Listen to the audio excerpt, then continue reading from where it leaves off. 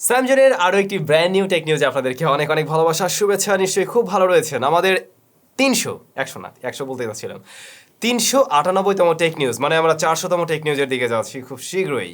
আর আপনাদের কি খেয়াল আছে, আমি বলছিলাম বারবার ভুল করতেছি কেন, 2 মিলিয়ন সাবস্ক্রাইবার উপলক্ষে আমাদের একটা স্পেশাল ভিডিও আসবে যেখানে অনেক বড় সড়ো গিয়ে থাকবে। তো ওইটাই ঈদের মাঝে আসতে যাচ্ছে। যারা আমাদের চ্যানেলের রেগুলার ফলোয়ার নিশ্চয়ই খেয়াল রাখবেন প্রতিদিনের ভিডিওতে। আমি বলবো না কবে আসবে, বাট 2-1 দিনের মধ্যে আসছে সেই স্পেশাল ভিডিও। আর আজকে টেক নিউজে অনেক দারুণ দারুণ নিউজ থাকছে। যেমন প্রথমেই রিয়েলমি নার্জো 50 স্মার্টফোনটি বাংলাদেশ মার্কেটে দীর্ঘদিন আগেই লঞ্চ হয়েছে এবং প্রতিদিনই আপনাদের কাছ থেকে কেউ না কেউ কমেন্ট করতেন, আমি দেখতাম ভাই এর 6GB ভ্যারিয়েন্ট কবে আসবে। আপনাদের হয়তো খেয়াল আছে, আমি বলছিলাম 6GB ভ্যারিয়েন্ট অবশ্যই আসবে এবং ফাইনালি সেটা চলে আসছে। এই মুহূর্তে চাইলে আপনারা কিনতে পারবেন। ওই স্মার্টফোনটার দাম 22,000 টাকা। তো 22,000 টাকায় কী কী আছে, সেই আগের ফোনের মতোই, জাস্ট র্যাম বেড়েছে এখানে। এখন 6GB র্যাম, 128GB হলো স্টোরেজ। প্রসেসর সেকশনে মিডিয়াটেক হেলিও Z96 অবশ্যই গেমিংয়ের জন্য একটা ভালো প্রসেসর, আপনারা নিশ্চয়ই জানেন। আর এই ফোনের ডিসপ্লেটা হলো 120 হার্টজ হাই রিফ্রেশ রেটের ফুল এইচডি প্লাস রেজুলেশনের, যদিও তা IPS LCD প্যানেল। সো এই জায়গা থেকে বলা যায় এখন আমরা র্যামটা একটু বেশি পাচ্ছি, প্রসেসরটা ভালো আছে এবং ডিসপ্লেটা হাই রিফ্রেশেড। যারা মূলত 1020-22-এর মধ্যে একটা এমন ফোন চান যেটা দিয়ে গেমিং করা যায়, তাহলে এইটা এখন একটা ভালো অপশন। সব ফোনের দাম বেড়ে গেছে, কিছু করার নেই। অফিসিয়াল ডিভাইস নিতে হলে গেমিংয়ের জন্য এটাকে আপনারা চয়েস করতে পারেন। 50 মেগাপিক্সেলের ক্যামেরাও আছে সাথে, আর 5000 mAh এর ব্যাটারি, 33 ওয়াটের চার্জার। হ্যাঁ, এরকমই তো ছিল। ফুল রিভিউ আমাদের চ্যানেলে আছে, দেখে নিতে পারেন। OnePlus Nord T2 স্মার্টফোনটি গত মাসেই বাংলাদেশ মার্কেটে লঞ্চ হয়, আপনারা জানেন। তো এটার দামটা জানা ছিল না, দাম আসেনি, লঞ্চ হয়েছিল বাট দাম আমরা জানতাম না, এবং ফাইনালি এর দামটা আমরা এখন জানতে পারছি। 256GB ভ্যারিয়েন্ট বাংলাদেশ মার্কেটে পাওয়া যাবে। দামটা হলো 55,990 টাকা, 56K। অনেক দামি জিনিস, এত সস্তা না, যথেষ্ট দামি জিনিস। তো এই স্মার্টফোনটা কী কী অফার করছে, কেমন রেজাল্ট করছে, আগামীকাল আশা করছি এর ফুল রিভিউ পাবেন, আগামীকাল বা পরশু। সো সব কিছুই আলোচনা করবো। আর এই স্মার্টফোন আপনারা জানেন কতদিন যাবত আমাদের কাছে আছে। তো একটু বলেই দিই, এখানে আপনারা 90 হার্টজ হাই রিফ্রেশ রেটের প্যানেল পাবেন, যা মূলত অ্যামোলেড প্যানেল। দেন প্রসেসর হিসেবে মিডিয়াটেক ডাইমেনসিটি 1300, আর ক্যামেরায় মেইন শুটার হলো 50 মেগাপিক্সেল। রেজাল্টগুলো কেমন ছিল আগামীকালকে ভিডিওতে নিশ্চয়ই জানবেন। তবে দামটা অনেকটাই বেশি মনে হয়েছে আমার কাছে, আগেই স্পয়লার দিয়ে দিলাম। এবারে ফাটাফাটির নিউজ। ফাটাফাটি মিন খুব আহামরি সুন্দর কোনো ভালো নিউজ নিশ্চয়ই না। ফাটাফাটি হলো মোবাইল ফাটাফাটি। আমরা বাংলাদেশে একটার পর একটা মোবাইল ফোন কিন্তু ব্লাস্ট হতে দেখছি। তো আজকে দেখলাম আমাদের ফেসবুক গ্রুপে, স্যামজন অফিসিয়াল গ্রুপে এক ভাই পোস্ট করলেন, রেডমি নোট 7S স্মার্টফোনটি ঢাকার নয়া পল্টনে ব্লাস্ট হয়েছে। এবং দেখুন কি ছেঁড়া ভেড়া অবস্থা, মানে ব্যাটারি ট্যাটারি ব্লাস্ট হয়ে সব কিছু আওলাচওলা হয়ে গেছে আর কি। তো এটা ঠিক হওয়ার কোনো পসিবিলিটি নেই, তবে বোঝা যায় এটা রেডমি নোট 7 সিরিজের স্মার্টফোন, খুব ভালোভাবে সেটা বোঝা যায়। কি করে হলো, কখন হলো, একদম সব কিছু আমরা বিস্তারিত জানতে পারিনি।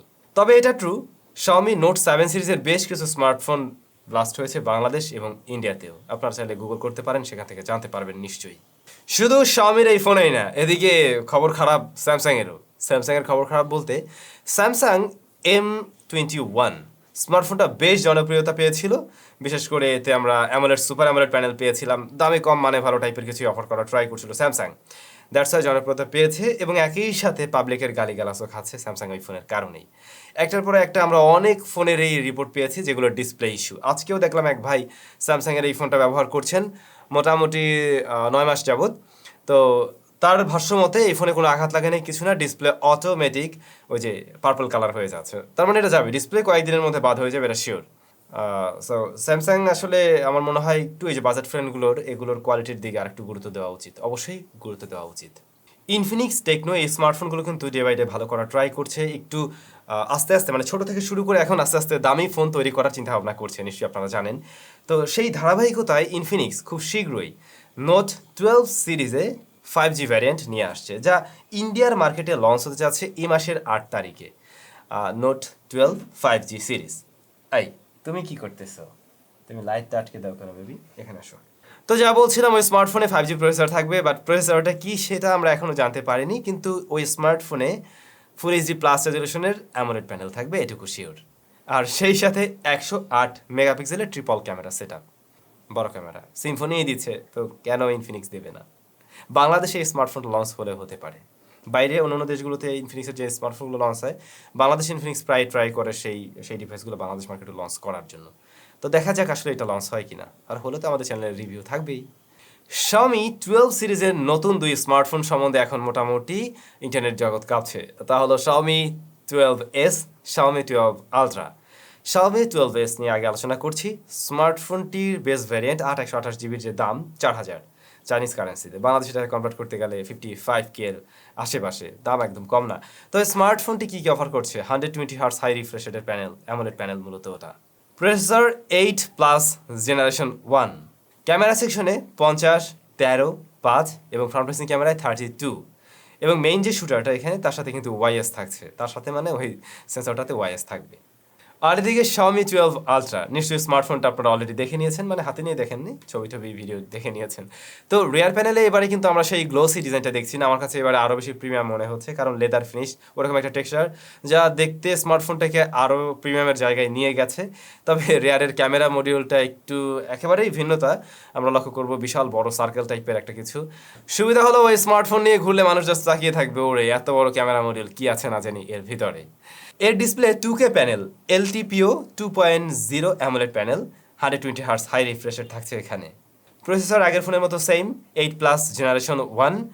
আর ক্যামেরা সেকশনে এসে আমরা দেখবো মেইন শুটার হলো 50 মেগাপিক্সেলের Sony IMX989, বিশাল বড় সেন্সর সাইজ, এর আগে একদিন আলোচনা করছিলাম। দেন 48 মেগাপিক্সেল আরেকটি শুটার, তারপরে আরও একটি 48 মেগাপিক্সেলের শুটার, দেন 32 মেগাপিক্সেলের শুটার। তো একটা মোবাইল ফোনে 48 দুইটা আর 50 মেগাপিক্সেল একটা। ব্যাটারি 4860 mAh এর। বাংলাদেশে খুব শীঘ্রই আনঅফিশিয়ালভাবে হয়তো চলে আসবে, দেন রিভিউ পাওয়ার সুব্যবস্থা থাকবে হয়তো।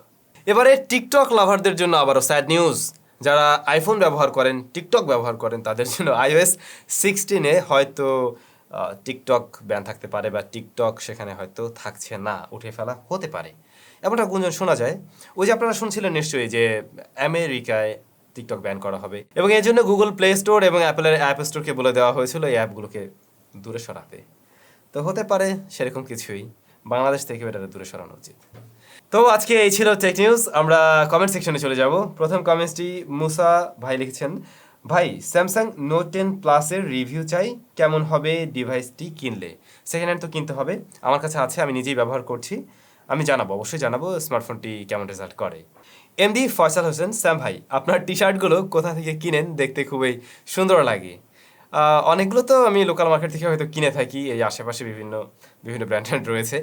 আর বেশ কিছু মানে ম্যাক্সিমাম টি শার্টেই যেগুলো আমার কাস্টম মেড করাও আছে, হয়তো ভবিষ্যতে স্যামজনের বা অন্য নামেও কোনো ফ্যাব্রিক ক্লথিংস এরকম কিছু আসতেই পারে, তখন এই ধরনের আরও সুন্দর সুন্দর টি শার্ট পাওয়া যাবে, আপনাদের জন্য সুব্যবস্থা নিশ্চয়ই থাকবে, সেরকম কিছু হলে অবশ্যই জানবেন আপনারা। নুব গেমিং, ভাই সবাই তো ঠিক আছে, কিন্তু একটা জিনিস তো বুঝলাম না, আপনি কমেন্ট সেকশন থেকে কিভাবে উইনার সিলেক্ট করবেন? আরে তাই তো, শ্যাম ভাই বললো আপনারা কমেন্ট করুন, এই মাসের শেষে উইনার সিলেকশন করা হবে। তো কেমনি কমেন্ট করলেই কি পাওয়া যাবে নাকি? হ্যাঁ, কমেন্ট করলেই পাওয়া যাবে। বিষয়টা হলো কমেন্ট পিকার, ওর মাধ্যমে আমরা খুঁজে নেব একজন লাকি উইনার। সিম্পল। আপনি যদি কমেন্ট পিকার সম্বন্ধে না জেনে থাকেন, একটু ইউটিউব বা গুগল করে জেনে যাবেন।